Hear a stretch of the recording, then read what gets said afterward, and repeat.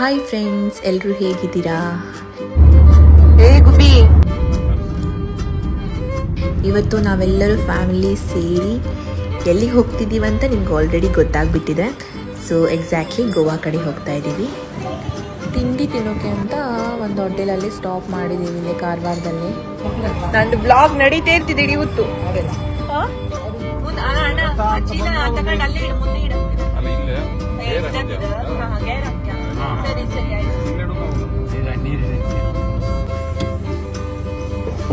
ಇನ್ನು ರೋಡ್ ಬಗ್ಗೆ ಹೇಳೋ ಹಾಗೆ ಇಲ್ಲ, ಬಿಕಾಸ್ ಉತ್ತರ ಕನ್ನಡದಲ್ಲಿ ರೋಡ್ಗಳಂತೂ ತುಂಬ ಇಂಪ್ರೂವ್ ಆಗಿಬಿಟ್ಟಿದೆ.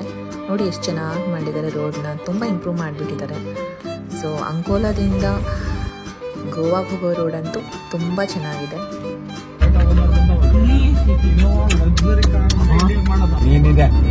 ಗುಬ್ಬಿ ನೋಡಿ ಹೇಗೆ ಪೋಸ್ ಕೊಡ್ತಾ ಇದ್ದಾನೆ ಫೋಟೋಗೆ.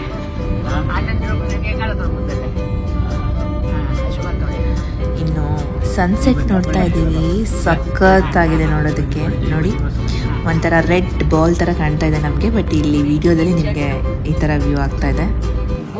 ಗುಬ್ಬಿ, ಗುಬ್ಬಿ ಒಂದು ಕೂಡ ಅದಕ್ಕೆ ಕೊಡು, ಮಮ್ಮಿ ಕೊಡು ಮಮ್ಮಿ ಕೊಡ ಆಯ್ತಾ? ಯಾರಿಗೆ ಕೊಡಲ್ಲ, ನಂಗೆ ಒಂದು ಕೊಡ,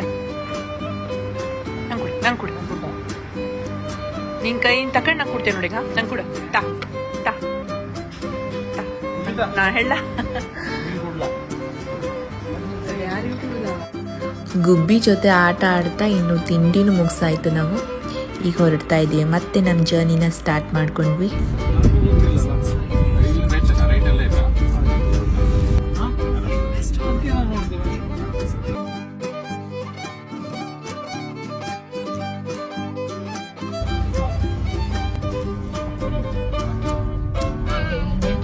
ಸುಮಾರು 2.5 ತಾಸಿನ ಒಂದು ಜರ್ನಿ ನಂತರ ನಾವು ರೀಚ್ ಆಗಿದ್ದೀವಿ ಏರ್ಪೋರ್ಟ್ನ.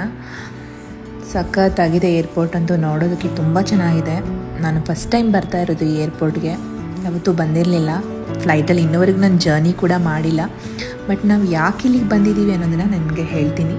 ವಿಡಿಯೋನ ಸ್ಕಿಪ್ ಮಾಡದೆ ನೋಡ್ತಾ ಹೋಗಿ.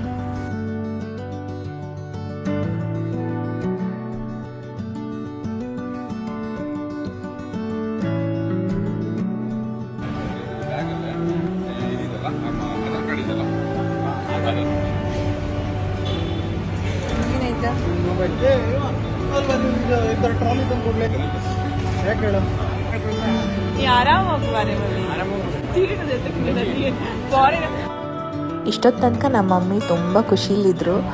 ಬಟ್ ಇವಾಗ ಬ್ಯಾಂಗ್ಳೂರ್ಗೆ ಹೋಗ್ತಾ ಇದ್ದಾರಲ್ವ, ಸೊ ಅವ್ರನ್ನ ಡ್ರಾಪ್ ಮಾಡೋಕ್ಕೆ ನಾವೆಲ್ಲರೂ ಬಂದಿದ್ದೀವಿ. ಸೊ ಈಗಂತೂ ಅವ್ರಿಗೆ ಲಾಸ್ಟ್ ಮೊಮೆಂಟಲ್ಲಿ ಇವಾಗ ಬಾಯ್ ಹೇಳೋ ಟೈಮಲ್ಲಿ ಅವ್ರಿಗೆ ತುಂಬ ಅಳು ಬರ್ತಾ ಇದೆ. ನಮ್ಮ ಮಮ್ಮಿ ಫ್ಲೈಟ್ ಜರ್ನಿನ ಮಾಡ್ತಾ ಇರೋದು ಇದೇ ಮೊದಲು. ಸೊ ಇಲ್ಲಿ ನಮ್ಮ ಮಮ್ಮಿನ ಫ್ಲೈಟಿಗೆ ಹತ್ತಿಸ್ಬಿಟ್ಟು ಇವಾಗ ರಿಟರ್ನ್ ಮತ್ತೆ ನಾವು ಮನೆಗೆ ಹೋಗ್ತಾ ಇದ್ದೀವಿ.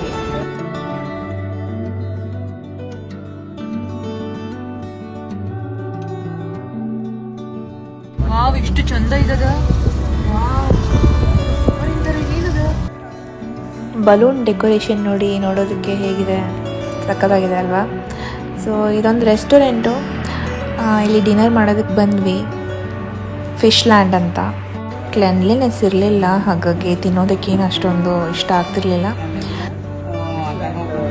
ಗೋವಾದಲ್ಲಿ ಫಿಶ್ ಲ್ಯಾಂಡ್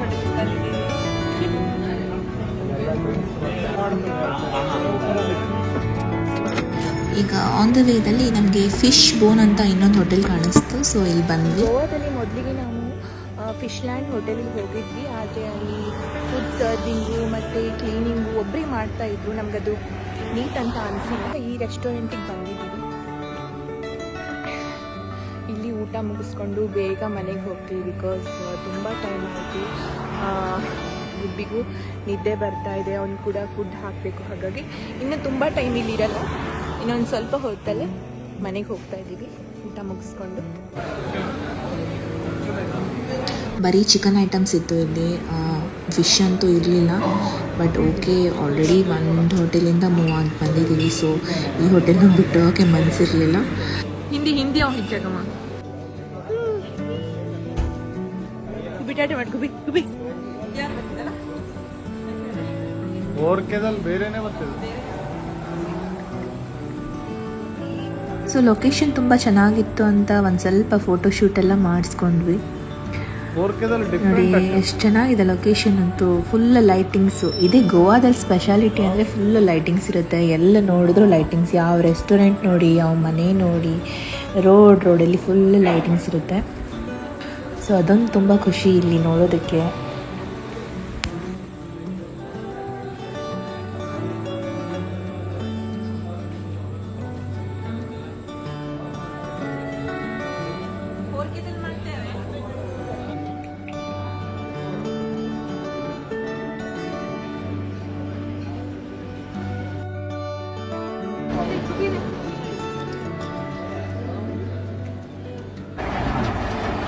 ಒಂದು ಬ್ಯಾಡ್ ಲಕ್ ಏನಾಯಿತು ಅಂದರೆ ಮನೇನ ರೀಚ್ ಆಗೋದಕ್ಕೆ ಒಂದು 15 to 20 ಮಿನಿಟ್ಸ್ ಇತ್ತು. ಅಷ್ಟರಲ್ಲಿ ಜೋರಾಗಿ ಮಳೆ ಸಿಕ್ಬಿಡ್ತು ನಮಗೆ.